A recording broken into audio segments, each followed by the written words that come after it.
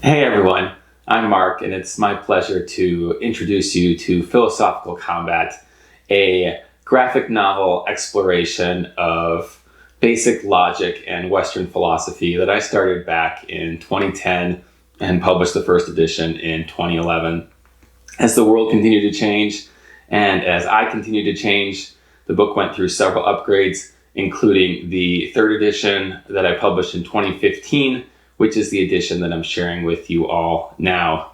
But a lot of changes happened even since then, and in fact, I feel like such a fundamentally different human from the guy that the characters call Reinstein that you'll meet in the book that I thought about just canning the project altogether. But that seems silly because, I don't know, Reinstein has a lot of wisdom to share when it comes to Western philosophy and when it comes to the application of basic logic and critical thinking skills. So I thought, no, you all still deserve to experience this ride, but what I've decided to do rather than change the book is just come on and add some additional thoughts and perspectives along the way. I'm also sharing it with you here on YouTube with the voices, so you'll get to meet Phil and Sophie, and of course, several other difficult characters. So I think that's going to be a lot of fun. I can't wait to share this journey with you.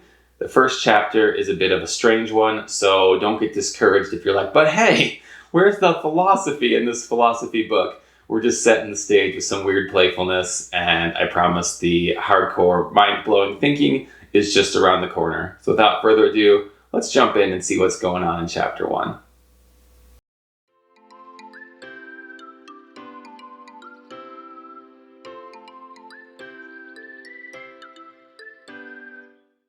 Philosophical Combat, a semiotically mediated multimodal prolegomena affording pedagogically auspicious opportunities for the emergence and microgenesis of situationally grounded schemata, traversing cosmogony through eschatology, whilst rationally, empirically, and dialectically explicating the avocations of epistemology, metaphysics, normativity, and axiology through deductive deterministic computations. Book 1 by Mark A. Reinholz. Chapter 1, Aver Ridge. Welcome, class. My name is Mark Reinholz. Welcome to your first day of philosophy. I have a master's in philosophy from Colorado State University and a Juris Doctorate from the University of Colorado School of Law. I'm licensed to practice law in Colorado, but since 2007 I've been teaching philosophy instead. Couldn't you make a lot more money practicing law? Undoubtedly, yes. So why don't you? Let me turn it on you for a second. Why are you taking this course? To learn more about philosophy. Do you even know what philosophy is? Not really. So why are you taking this course? To get 3 credits. And why do you want 3 credits? To get a degree. And why do you want a degree? To get a better job. And why do you want a better job? To make more money. Raise your hand if you ask yourself these types of questions. There are a lot of ways things can go wrong. Your questions can come full circle into a never-ending cycle, for example, or your questions could never come to an end. Your questions can stop prematurely at the wrong place, or you could find yourself pursuing the right answers, but with the wrong means. So to answer your question, I do what I do for the same reason you do what you do. I want to be happy. And teaching philosophy makes me happy. You must really love school. Nah, I've always hated school. Then why? I love learning, and I love helping others learn. Then why would you hate school? Why do you think? Because a lot of times school has nothing to do with learning. Exactly. And how does that happen? How are we going to avoid these pitfalls? Rather than teaching you facts, I'm going to teach you a skill. If I ask you to remember the year that a famous logician was born, that's useless knowledge readily available to you on the web. It's something you don't need to know, and it's something that you're going to forget. On the other hand, if I teach you how to do logic, that's something extremely useful that will stay with you forever. And I'm not going to assign a textbook that you'll pretend to read. Instead, I'm going to give you one you'll want to read. You might even find yourself sharing and discussing it with others. Well, that's all well and good. I do have to warn you. If you're perfectly happy with the way you currently see life, you may want to leave now. Okay then.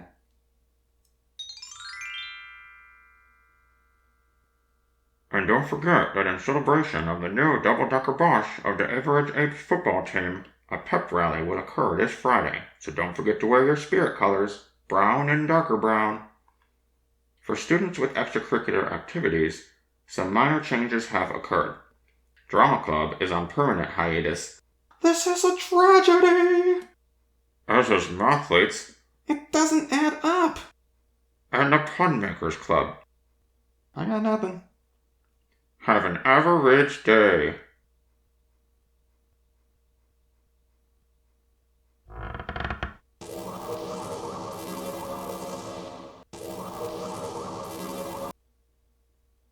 Which of the following statements is most true?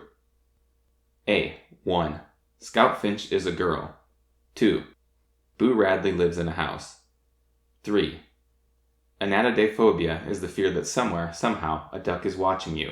4. Mockingbirds. Yes, Sophie? This question makes no sense. Just try your best. But it makes no sense. Sophie, I've had enough of your lack of respect. No one has a problem but you. Is it wrong to actually want to learn something? Apparently it is. Today we will learn about rocks. Rocks are perhaps the most important thing you will ever learn about in your life. Blah blah blah, blah blah blah blah, blah blah blah, blah blah blah blah.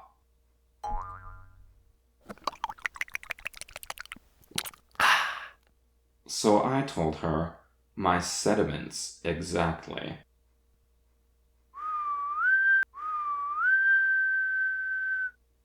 If you actually think there's more happiness than suffering in this world, think about the states of two animals, one eating the other. Enough! The boy will go back to class now. These kids deserve to know the truth. Author Schopenhauer, how many times must we have this talk? For the last time, I am the school counselor, and you are the school janitor, right? I understand. Good. You can get back to cleaning now. And of course, you must consider the types. Metamorphic, sedimentary, igneous.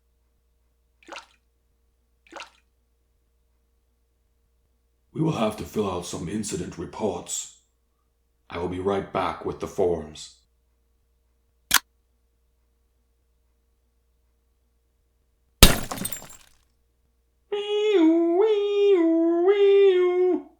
It's a fire drill. Go. Now. Have to pee.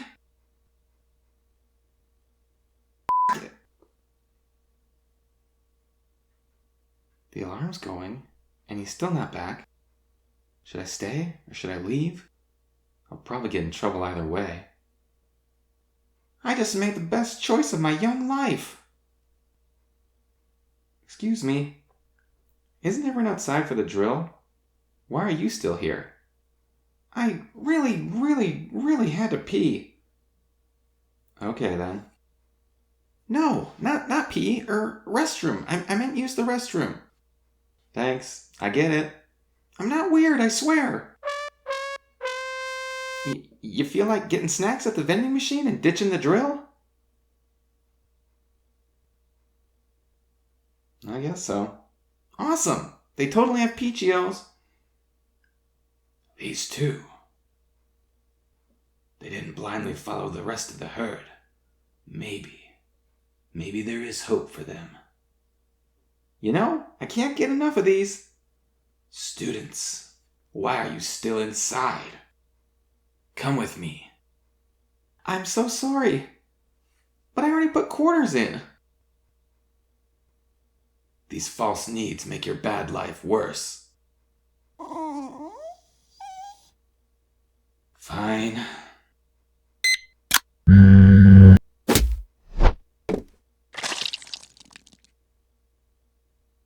Sir, please have faith in us. We won't mess up again. Faith is such an ugly word, wouldn't you agree? You know, the problem with this school is that it values obedience over learning. But not you two. You want a chance to learn how to think rather than what to think, right? Can we get back to you on that? No. Ow! What do we do now? Beats me.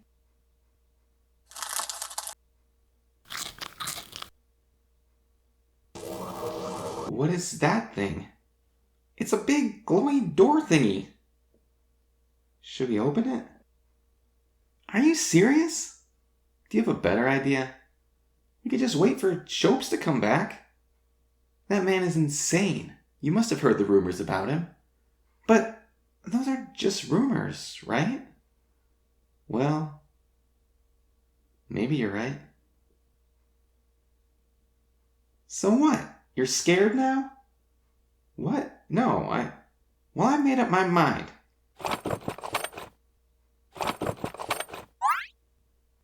I'm gonna die in this boiler room, unloved, pre-graduation, with this idiot.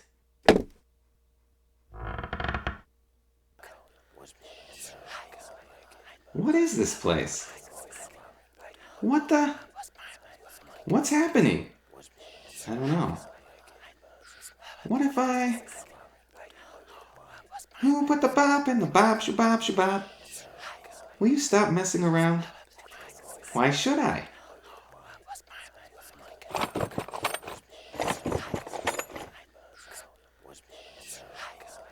Hey, maybe? Did you find it? Find what? The key. What key? The key to life. Well, there's a city over there. Maybe we can get help. Want to go? All right, but don't touch me. Hey, look, there's a sign.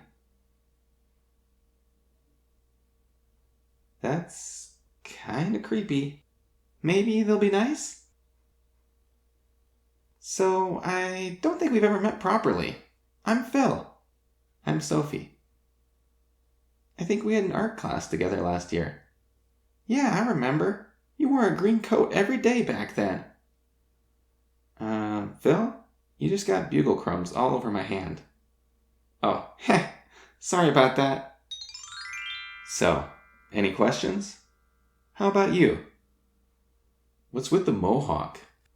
Oh, this? Well, it's a social courtesy, a warning that if you talk to me, I might say something unexpected. Any non-hair questions? Yes, you. I googled Arthur Schopenhauer and discovered he's a famous philosopher. That's correct. Should we be reading up on his ideas to prepare for the test? You'll meet a lot of philosophers throughout this journey, but everything you'll need to know about them will either be in the reading or discussed in class. That said, you are of course encouraged to dig more deeply into any of the thinkers or ideas that grab your attention along the way. Any other questions? No? Okay, let's get back to it. I warned you all that chapter was a bit of a silly one, but hopefully you got some chuckles and amusement out of it. And we've now met our protagonists, and we can get excited to see where their adventure takes them. We've also raised some questions about what it means to truly think and to truly learn. And this is not as obvious as we might think, because oftentimes, even when we think we're being independent critical thinkers, there's pressure to stay within a certain lane, and there's fear of stepping outside of certain boxes. And so if you want to become a really good thinker, I would say the number one prerequisite is courage.